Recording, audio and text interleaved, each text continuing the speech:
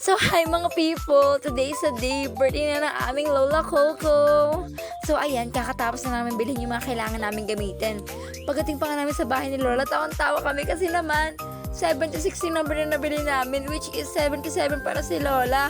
Sasabi pa nga ni Lola, 1949 na, minus mo sa 2026 yan ah. So, ayun, 77 nga. Sorry po! Tanda na ata kami eh.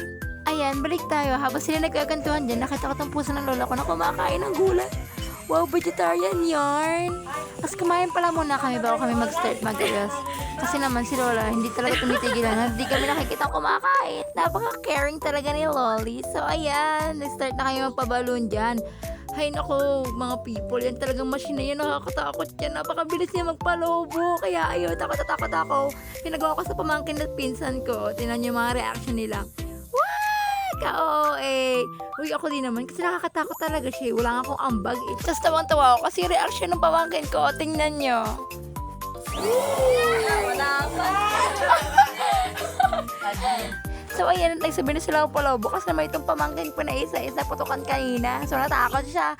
Gusto niya sabay sila ng pinsan ko. Ayan, wala. Talagang laro. At yan, nagpapakabisi sila. Samantalang ako, nasa yun ng Holy Game ng BTS.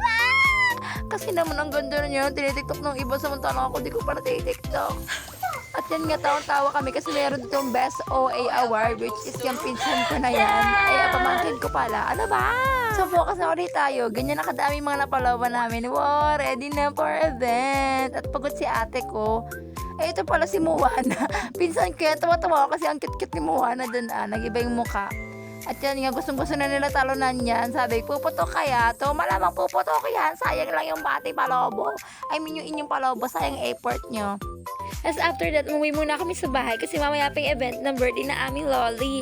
At yan nga, kausap ko yung mother ko, kakagising lang niya. And by the way, nagkakatuhan pala kami dyan ng mga nangyari kanina kasi ng mga people, di ko pala nasabi sa inyo.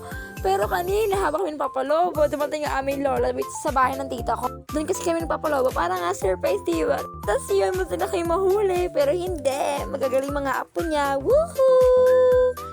As yan, nagagayak pala ako dyan. Ang daming pa eme-eme yan. Transition ko yan. Wow, wala. Yan ang aking outfit for today. OOTD. As manibagong transformation. Wala.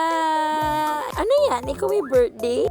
So ayan, bago pala yan, ito yung pub kung saan si Lola is papasya ng aking tita. Para na raw maaraw-arawan si Lola. And also, pati na din yung surprise. Para nga di niya alam. Surprise nga. At yan, nakalibre kami ng oras para mag-ayos. Papa nga, nakatingin na kay ate. Si ate ay may mali doon na nagagawa. Ayan o, serious siya nakatingin. Usis na si Papa. At ito na, yan yung video ng pinsan ko. Pauwi na si Lola. That time pala kami is paalis naman that time para bumili ng cake. At nagkatagpo kami dyan. Ayun, natawa ako. Buti na lang may video. Di ako nakapag-video dyan. Si Lola curious na, isang daw kami papunta eh. Kasi sila pauwi na. Ayan nga, binubidyo na si Lola. Kakatapos lang na mamasyal that time. Oh, look po. Happy birthday! Ayan na yung tarpaulin mo, Lola. Oh. Ayan, tarpaulin. At yun nga, kita nyo naman na surprise talaga siya. Ayan, na biglang-bigla siya. Kasi sabi ng ate ko pala is, gagawa lang daw siya ng tarpaulin. Di alam ni Lola na yan na pala yung tarpaulin niya. Magulo ba ako? Sorry! Tapos sa part pala na to, pinapahula namin kay Lola kung ano laman ng ice cream. Sabi namin, adobo yan or menudo. Sabi Lola, adobo. Pero totoo, ice cream talaga siya. Na-prank ka namin, Lola!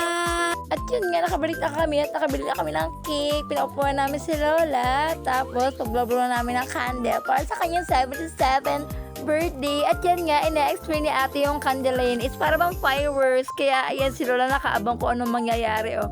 Kinakabahan siya talaga that time. Kaya awit akong tawa that time. Tiyan nyo kasi gagawin niya. Lalayo siya. Lola, my gosh, bakit mo talaga?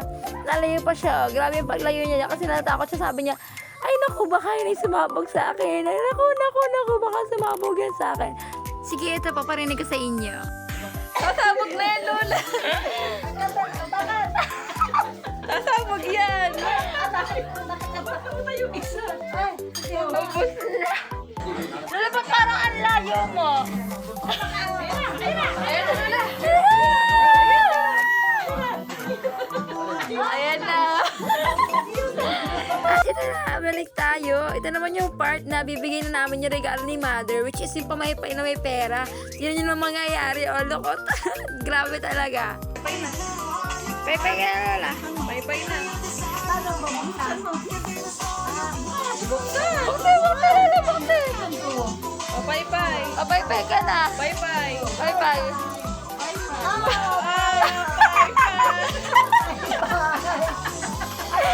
Lola,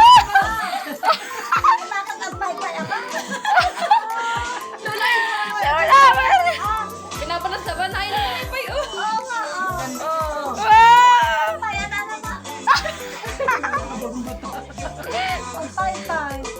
Hindi pa rin nakikita ni Lola. Ano ba yan, Lola?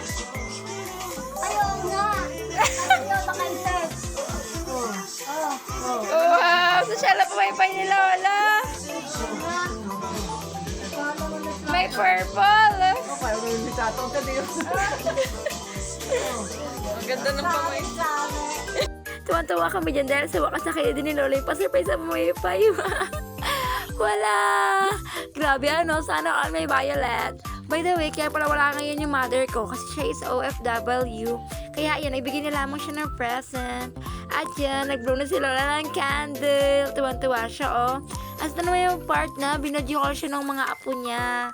Sina Johnny, shout out sa mga apo niya. Sa mga apo ko niya. Ah! Baling ko na ba? Pasensya. Kasi kaya siya nag-video call with her apo is di sila makaka-attend ngayong araw na to. Kaya binati na lang si Lola dyan sa video call. Tuntua si Lola, flex ng pumaypay. At ako naman, eating. Ang sarap kaya yan, palabok. Super sarap. Luto ng tita ko. Tapos yung cake. Wow! Bet na bet ko talaga ang cake. I love it! Happy, birthday! Happy, happy birthday! Happy, happy birthday! Loya! Lola, babay ka na sa mga people. Babay na. Baba na. Babay na. Babay na. Kiss ka, Lola. Flying kiss. Flying kiss. At tapos na. Babay mga people.